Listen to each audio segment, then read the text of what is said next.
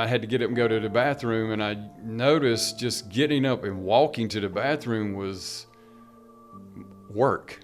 Oh, it was getting And harder. yeah, and it's my gait wasn't stable. It was kind of off balance, and I'm like, man, and that's when I was really starting to, something's serious going on here. I woke up on January the 8th of 2024 and had, well, it was early in the morning. I woke up and had a lower back aching, just uncommon, but I do work out, and the Saturday before, which would have been the 6th of January, I did a pretty intense leg workout. So I thought it was just something, from a workout.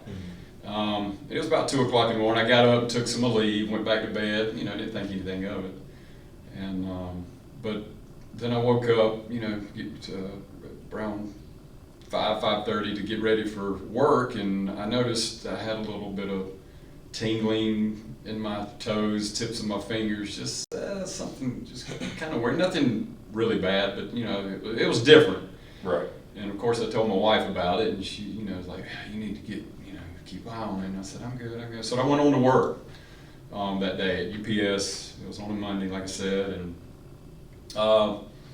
throughout the course of the day, I just noticed the tingling increased a little bit, more in my toes and my fingers, and just my arms and legs just got real heavy feeling. I mean, just to step up on the package car and walking, it just was weird feeling, just heavy. And throughout the course of the day, it kind of got worse. And so I get home that night, finish work, and get home that night. And, of course, my wife asked me, she said, is it any better? And I was like, no, it's actually worse. And she was adamant, you need to go get checked. And I said, I know, I do. Let me go get a shower, and, we'll go from there. So I went to get a shower, and when, I was in the shower, I was washing my back, and I had a numb spot in the middle of my back. And that really hit home. It was, wow, something is going on here. I do need to get checked. So I went on to the emergency room in Waxhaw, because we're in the Atrium medical system. So I went to the emergency room in Waxhaw, and they just asked me questions, just didn't really do anything. They thought it, and I thought it might be to a pinched nerve. Right.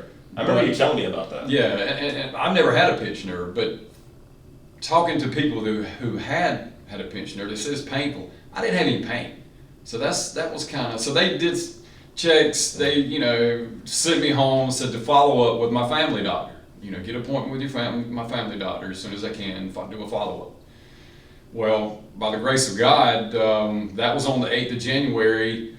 I was able to get a follow-up appointment on January 10th with my family doctor. But I woke up on the morning of the 9th, and it was even worse as far as the heavy legs, feet, tingling worse. I remember, and I couldn't work that day. I called UPS and said, look, something's going on. I'm gonna take a sick day today to find out what's going on. I'd already had the doctor's appointment, so I told him I got a doctor's appointment on the 10th tomorrow, so something's going on. But I remember I ate oatmeal then, and I still do some, and our microwave is up on the shelf, and I remember trying to get a bowl of oatmeal up in my microwave, and I couldn't even get my arms lifted up to put the bowl in the microwave. Golly. Yeah, it was. That's crazy. It had gone downhill that fast. So I didn't work that way that day. Excuse me, and throughout the course of that day on the 9th, it progressively got worse, and I'm thankful I had that doctor's appointment. So the next day on the 10th, I get up. My wife Andrea was going to take me to this doctor appointment, but she contracted a stomach virus, so she was unable. So I called my sister, who's retired, Jill, and she came and took me because I realized I couldn't drive. Yeah. I probably could have, but it wouldn't have been a good idea. That's right. kind of condition I was in. So she takes me to my doctor's appointment, and I walk in and to the doctor, and I tell her, what's going on, tingling feet, arms, fingers, weak. And the first thing she asked me was, "Did you have a flu vaccine?" And I'm like, "No, I haven't had a flu vaccine." She said, "Have you been sick lately?" And I said, "Well, thinking back, this was January the 10th. Back at Christmas, I did have something. I didn't go to the doctor. I didn't, I was just felt bad, had a headache, low-grade fever, just drowsy, and it lasted 4 or 5 days." And she said, And she immediately said, "I think you got Guillain-Barré syndrome." And that was the first time I had ever heard of that word. Really? Yeah. First time I've been introduced to Guillain-Barré was then. So run it back for me.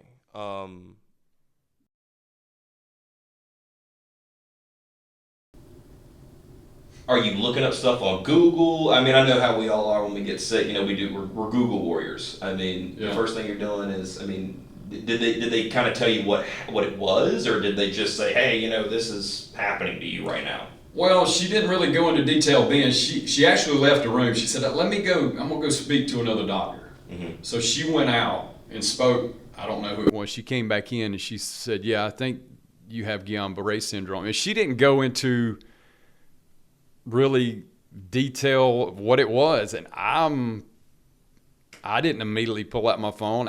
In a way, right. I didn't panic. It wasn't like, "Oh, what's going on? What? I was like, okay, I got you. It wasn't. I guess I was just confused, didn't understand, I didn't know, and the way she was reacting, it wasn't like, she had a horrifying, "Oh, you have Guillain-Barré," Oh, really? So it did, it wasn't like it was life or death. So I wasn't, right. Concerned, too concerned at the point, but I knew something was going on. Right. But when she'd come back in, she said, "You need to go to the emergency room in Monroe." Not, she wasn't like, "Oh, it was like, you need to go to the emergency room in Monroe." And she was relatively calm about it. Oh, yeah, she was calm. Cool. She was, okay. Yeah, definitely calm. Which is good. Concerned, but calm. Right. But she said, "You need to go to the emergency room in Monroe." She said, "I suggest Monroe because if you go to Pineville or Charlotte, it's going to be a little more crowded. Mm-hmm. And let them admit you so they can run more tests to make sure, this is what you have." And so that's what we did. We left. My sister, we left and went to. And in that, too, another way she diagnosed me, too, I guess, you know how you check your reflexes on your leg? Doctor checks your reflexes on your leg. Right. She checked nothing there. She got the little so your knee wasn't jumping. Yeah, no, knee was not jumping at all. No reflexes, which is a sign of that. So, but she was on it. So you started noticing on the 8th. Was that right? I think you told me you woke up that morning and you started noticing on the 8th. Mm-hmm. By the 10th, on the 9th, you couldn't put your oatmeal in the microwave, and then on the 10th, it's like this thing is ramping up pretty fast. Right. So this thing's happening fairly quick. Over the course of 48 hours, you're to a point like, I can't really drive. It wouldn't be a good idea if I did. Right. Your reflexes are already down. You leave from there. What happens next? You go to the hospital. Yeah, we get to the emergency room in Monroe and, check in. And, of course, you wait. Right. And through the course of waiting, I had to get up and go to the bathroom. And I noticed just getting up and walking to the bathroom was work. Oh, it was getting harder. And it's my gait wasn't stable. It was kind of off balance, and I'm like, man. And that's when I was really starting to, something's serious going on here. But I never did. Like I keep throughout this whole thing, I never panicked. I never was like, oh, And I had a peace about. Definitely concerned. But it was like, everything's gonna be okay, man. Even at that point, that's absolutely crazy to me. Considering, I know you. You've always been a very fit guy. You work out every day. You were flipping tires before you came over here.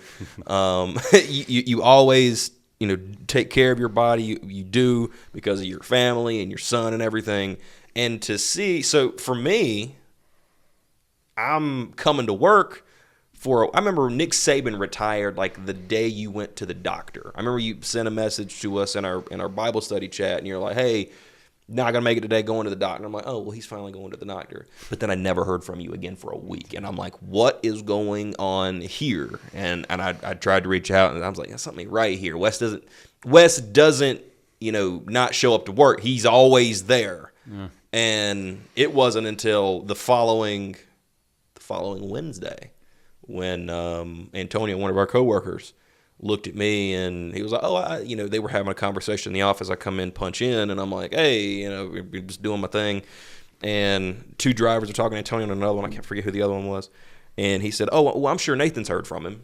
And it piques my ears, and I turn around and say, what's up? He says, oh, we're sure you talked to Wes. I'm like, honestly, no. I hadn't been able to get in contact with him at all. And it looked like I broke Antonio's heart when I said that, because like everybody knows that we talk, and we're relatively close. And he looks at me and he says, Nathan, you don't know what's going on?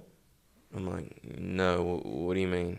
And he tells me, he says, Nathan, he's paralyzed. That's the sentence he comes out with. No. And dude, I was devastated. I was absolutely devastated. I got out of the building. I left. I got my truck. I just got out of there. Just got on the road, and I'm thinking, what? Because I'm like, was he in a wreck? Was there an issue? Did something happen? Did something hit his back? Is it at work? What's going on here? And I got in contact with you, thankfully, right before you couldn't contact anymore. And you were in the hospital. So how long did it take from the day from January the 8th to get to a point where you're put in a bed and you're not coming out of it? You don't know how long. Well, really, I mean, from that point on, I remember, on the 10th when they finally admitted me and I got to a room. This doctor came in with a intern, or it was a younger doctor, and they said they had to do a lumbar puncture. You'd mentioned in the introduction that excess proteins in your spinal fluid. Right. They had to do a lumbar puncture to get spinal fluid to see if there was elevated protein levels. And I remember, bending over and hugging a pillow, and this intern kept sticking the needle, trying to find, because evidently in my hip bone there's two circles that they have to stick the needle through to get into your spinal fluid, and she was unable to get through the hole. Yeah. And the veteran doctor kept, okay, we'll do that. And it seemed like hours that they were trying. Are you feeling this happen? Yeah, but it's not like a spinal tap. It's not. It's uncomfortable, but it's not like it is as bad as it seems. Right. But it's just that sounds pretty tough for me. Yeah, but and they couldn't get in to get a sample. So the doctor says, and by this time it's probably going on 8:30 p.m. in the evening. Mm-hmm. And he says, we're sorry, we cannot get your spinal fluid. So what we're going to do is we'll go ahead and admit you, or get you in your room. And tomorrow we're going to send you down to radiology where they'll do an x-ray and we can find exactly where to stick the needle to get the fluid. Right. So that happened the next day. They finally got it. And of course my cerebral spinal fluid was elevated to just confirm that I did have Guillain-Barré syndrome. And from that point on the 11th, Nathan, I don't know. From then on, it was kind of like a blur. But I would say, I think, and I really need my wife Andrea here to help with this. But I would think around the 15th, 16th of January, I was totally bedridden. Now I still could move somewhat. Yeah. But no walking, no getting up, moving on my own. I was in the bed.